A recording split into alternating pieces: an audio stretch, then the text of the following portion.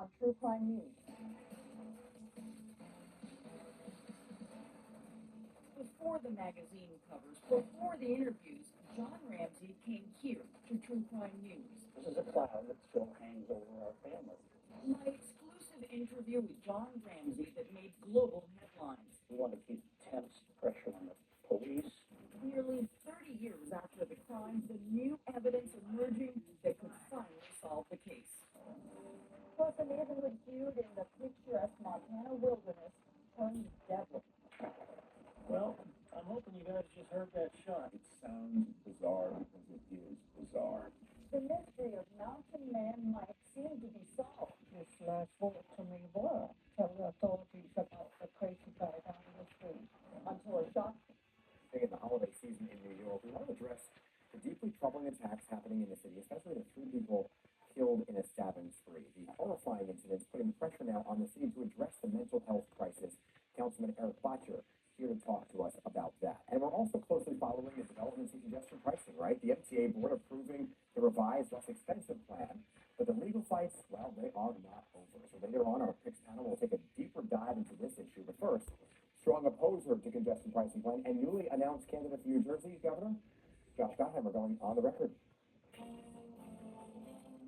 All right, and Congressman Gottheimer is joining me now. So, Congressman, great to have you back on PIX11 Politics. Good to see you.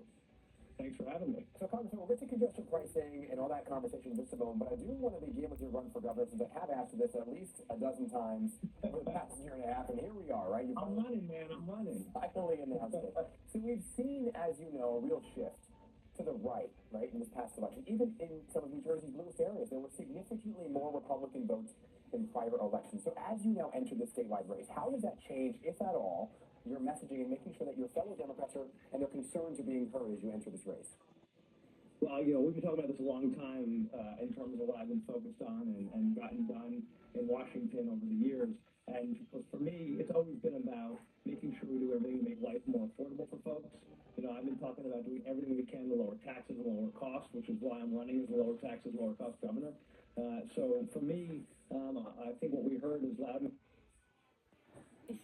and cast suspicion on the Ramsey family. You have a small town, inexperienced police force, overwhelmed by a crime that they had never seen before and no experience in. They get an early idea.